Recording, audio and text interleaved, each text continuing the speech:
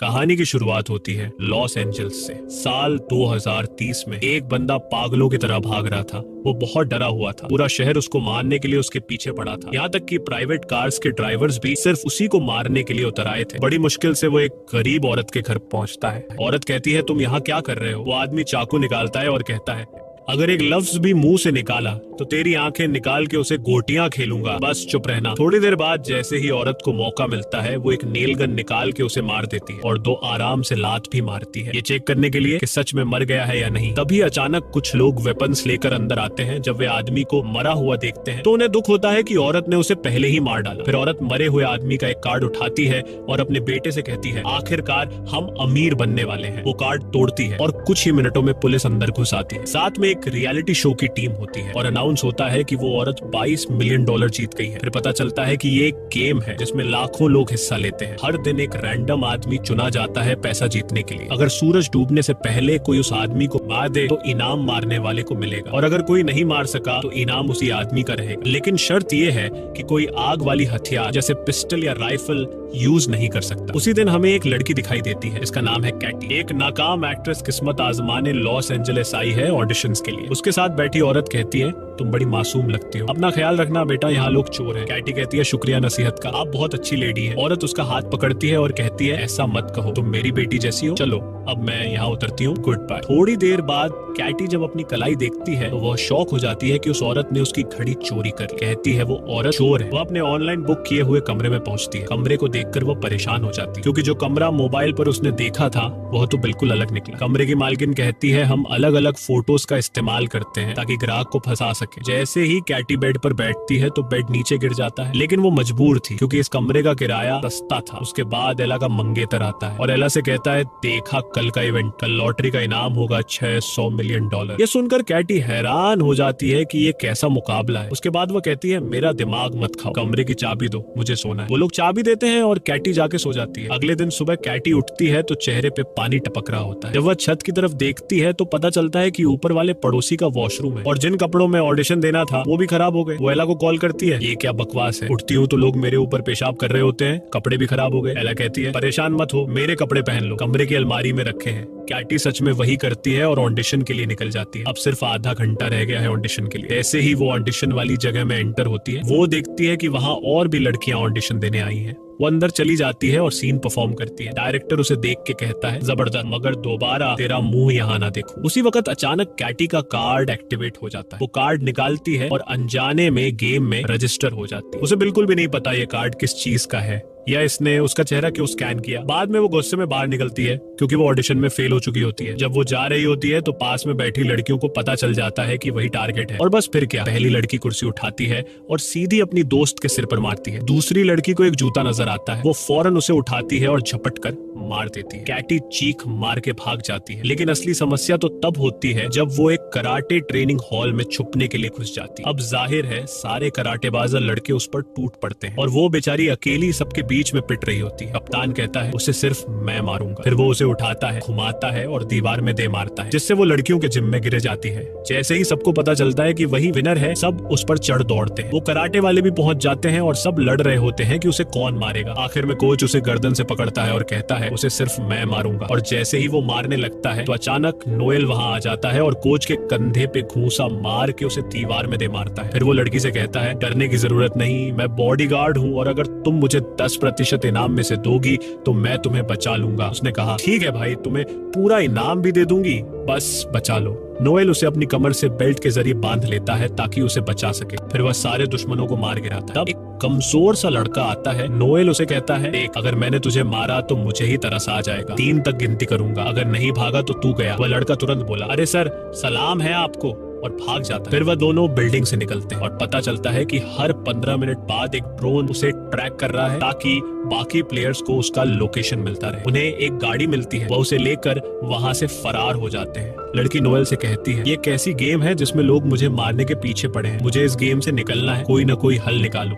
Noel कहता है, हल सिर्फ एक है, तुम्हें शहर के लोगों से बचना होगा। अगर तुम निकलोगी तो मैं भी अपने 10% से हाथ धो बैठूंगा। लेकिन फिर उसे शक होता है कि नोएल शायद उसे मार दे और खुद इनाम ले ले। पूरा शहर उनके पीछे होता है। वो दोनों सेफ्टी हेलमेट पहन लेते हैं। तभी अचानक गाड़ी में एक लड़की घुस जाती है। वो चाकू निकालती है और उसे मारने की कोशिश करती है। नोएल कहता है, तुम गाड़ी चलाओ, मैं इसे देखता हूँ। फिर लड़की के सर को जोर से पकड़ता है। नोएल उसे एक जोरदार लात मार के गाड़ी से बाहर फेंक देता है, लेकिन आगे चलकर गाड़ी खराब हो जाती है और लड़की नीचे उतरती है और भागने लगती है। नोएल उसे पकड़ लेता है। वो कहती है, सच सच बताओ, तुम मुझे मार के इनाम लेना चाहते हो ना? नोएल कहता है, बिल्कुल नहीं, मैं तो तुम्हें बचाना चाहता हूँ। तब पुलिस वहाँ आ जाती है तो लड़की फौरन नोएल से कहती है, पकड़े जाने से पहले कुछ कहना है। फिर वो पुलिस के पास जाती है शिकायत करने, मगर तब उसे अंदाजा होता है कि पुलिस भी असल में उसे मारने आई है। नोएल फौरन आके उसे बचाता है और वो पुलिस को चकमा दे के भाग जाती है। वो एक मैगजीन से अपना चेहरा छुपाती है। फिर जैसे ही वो कार्ड देखती है, पता चलता है कि ड्रोन ने उसकी लोकेशन शेयर कर दी है और जितने भी लोग आसपास होते हैं समझ जाते हैं कि खिलाड़ी यही है। सब अपनी गन्स निकालते हैं और उसकी तलाश शुरू हो जाती है। वो एक वैक्स म्यूजियम में जाकर छुप जाती है और खुशकिस्मती से कोई उसे वहाँ नहीं देख पाता। थोड़ी देर बाद एला उसे कॉल करती है और पूछती है वो कहाँ है। वो कहती है, मुझे पता है, कपड़े पहुंचाने में देर हो गई, मजबूर थी। एला कहती है, कोई बात नहीं प्यारी, बस अपना लोकेशन तो बता दो। वो कहती है, मैं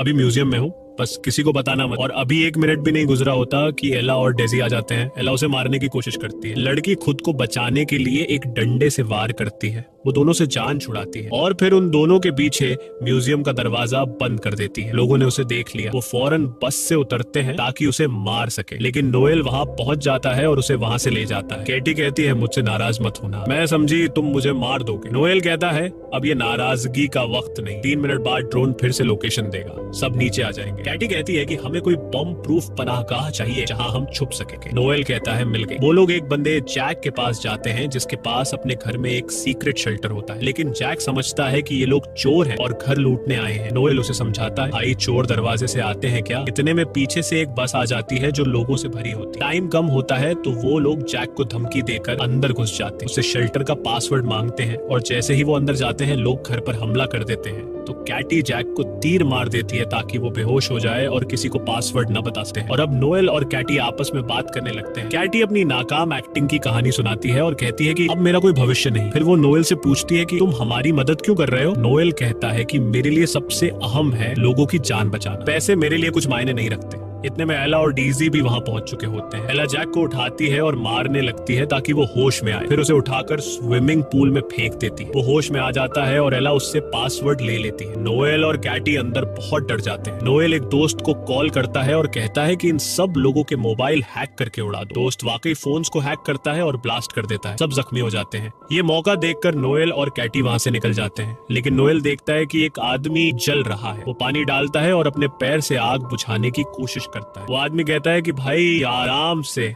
मेरी टांग तोड़ दी तुमने। बाहर निकलते ही उनका सामना एक बख्तरबंद गाड़ी और ट्रेन गार्ड्स से होता है। गार्ड्स कहते हैं कि कैटी हमारे साथ चलो वरना हम तुम्हारी लाश ही ले जाएंगे। कैटी कहती है कि ठीक है, लेकिन मेरा बॉडीगार्ड भी साथ जाएगा। गार्ड्स वहां जाते हैं और वो सब गाड़ी में बैठ जाते हैं। कैटी कंफ्यूज रहती है कि आखिर वो लोग जा कहाँ रहे हैं। गाड़ी उन्हें एक एजेंसी के हेडक्वार्टर ले जाती है जहाँ उनकी मुलाकात लुइस से होती है, जो एजेंसी का लीडर है। लुइस कहता है कि मैं हैरान हूँ कि तुम अब तक जिंदा कैसे हो। अक्सर लोग तो 15 मिनट में मर जाते हैं, लेकिन तुम सेफ हो। यहाँ तुम्हारी हिफाजत मेरी जिम्मेदारी है, लेकिन मुझे इनाम का 30% चाहिए। कैटी उसकी बात मान लेती है। फिर वे सब मेडिकल चेकअप के लिए क्लिनिक जाते हैं ताकि अपने जख्मों का इलाज करवा सके। इस दौरान कैटी नोएल को अपनी कहानी सुनाती है। वो कहती है, मेरे पापा ने मुझे छोड़ दिया, मम्मी बीमार है, तभी से मैं कोई भी काम करती हूँ ताकि इलाज के पैसे जमा कर सकूं। मैं यहाँ सिर्फ ऑडिशन देने आई थी, लेकिन वो भी फेल हो गया। नोएल कहता है, मैं एक वक्त फौजी था और लुइस जो अभी बाहर है वो मेरी टीम में था। एक बार मैंने एक मिशन से इनकार कर दिया जिसकी वजह से पूरी टीम मर गई, बस लुइस बचा और तभी से वो मुझसे नफरत करता है। तभी एक लड़की आती है और कैटी से कहती है, लुइस तुम्हें सूरज डूबने तक एक सुरक्षित जगह पर ले जाएगा ताकि तुम जीत सको, बस अपना चेहरा इस डिवाइस पर रख दो। ये डिवाइस इसलिए था ताकि एक खास मास्क बनाया जा सके जिससे कोई भी उसे पहचान ना सके। और वाकई में मास्क बन गया, एक बूढ़े आदमी का मास्क। लेकिन नोएल को कुछ अजीब सा महसूस हो रहा था। उसने कहा, मुझे लग रहा है लुइस तुम्हें अकेले में मारने का प्लान बना रहा है ताकि वो अकेला इनाम ले सके। लेकिन कैटी को उसकी बात पर यकीन नहीं आया। उसी वक्त लुइस अंदर आता है और दोनों को गैराज में ले जाता है। वहाँ लुइस कहता है कि कैटी एक गाड़ी में बैठे और नोएल दूसरी में। यही कैटी समझ जाती है कि लुइस उसे धोखा देगा। वो उसे नीचे किक मारती। अचानक लोग अंदर घुस आते हैं ताकि उसे मार दें, लेकिन खुशकिस्मती से कोई उसे पहचान नहीं पाता। तो केटी लुइस की एक गाड़ी लेती है और निकल जाती है, मगर लुइस नोएल को पकड़ लेता है और उसे इतना मारता है कि उसकी हड्डी तोड़ देता है। जब केटी भाग जाती है, लुइस उसे कॉल करता है और ब्लैकमेल करता है कि वो नोएल को मार देगा। केटी कहती है, अब तुम क्या चाहते हो? वो कहता है, फौरन आ जाओ शहर के बीच वाले थिएटर में। और उस वक्त सूरज डूबने में सिर्फ 16 मिनट बाकी थे, लेकिन केटी ने फैसला किया कि वो नोएल को बचाएगी, क्योंकि वो कई बार उसे बचा चुका था। उसने अपने साथ पिस्तौल भी ली। वहां पहुंचती है तो देखती है कि नोएल जंजीरों में बंधा हुआ। केटी कहती है, अगर तुमने उसे न छोड़ा तो मैं खुद को मार लूंगी और तुम इनाम से हाथ धो बैठोगे। वह कहता है, आसान है, मैं तुम्हारी अंगुलियों के निशान मिटा दूंगा और अपने लगा दूंगा। केटी कहती है, जबरदस्त आइडिया, मगर मैं लाइव हूँ और सारी दुनिया देख रही है। वह कहता है, अच्छा ठीक है, रिलैक्स हो जाओ और पिस्टल दो। केटी कहती है, ठीक है, मगर पहले नोएल को छोड़ो और जाने दो। और जैसे ही वो खुद को मारने लगी, वह कहता है, रुक जाओ, मैं उसे छोड़ रहा हूँ, ये लो चाबी। और फिर कहता है, अब आराम से मुझे पिस्टल दो। केटी कहती है, मुझे यकीन था कि तुम्हारे दिल में रहम है, ये लो पिस्टल। मगर अचानक उसे एक और तार किक मार देती है। लेकिन लोग अंदर घुस आते हैं और नोएल को बचाने से पहले कीटी को घेर लेते हैं। नोएल खुद को आजाद कर लेता है और लोइस से लड़ने लगता है ताकि वह कीटी को मार न सके। अब सूरज डूबने में सिर्फ 4 मिनट बाकी रह गए थे। इसी वक्त एक और ग्रुप अंदर आ जाता है और कीटी खुद को बड़ी मुश्किल में पाती है। वह थिएटर से भागती है ताकि कहीं सुरक्षित हो सके, लेकिन लोग पीछे पड़ जाते हैं। नोएल लोइस को जोरदार मुक्का मारता है। फिर वह थिएटर का सेट तोड़ता है ताकि कोई कीटी के पीछे ना आ सके, मगर लोइस के आदमी मानव सीढ़ी बनाकर उसके पीछे आ जाते हैं। लोइस इस तक पहुंच जाता है और उसका गला दबा लेता है। कहता है, तुम्हारी मौत मेरे हाथों होगी। मगर कीटी फिसल जाती है और एक लोहे की रॉड से लटक जाती है और कीटी ने लोइस की जेब में मौजूद ग्रेनेड की पिन अपनी चाबी से निकाल ली। वह नीचे गिरती है और ग्रेनेड फट जाता है। लोइस मर जाता है और मुकाबले का समय खत्म हो जाता है। जब वह हवा में लटकी होती है, लोग उसे बचा लेते हैं क्योंकि वह इनाम जीत चुकी होती है। इसके बाद जोनी आता है और उसे इनाम देता है। खुश नसीब लड़की ने इतिहास की सबसे बड़ी रकम जीत ली, $3,600,000,000। दिन गुजरते हैं और वह बड़ी बड़ी कंपनियां खोलती है, बच्चों के लिए पनाहगाहें बनाती है, गरीबों की मदद करती है और सबसे खूबसूरत बात, उसने नोएल से शादी कर ली और उसके साथ खुशहाल जिंदगी बिताने लगी।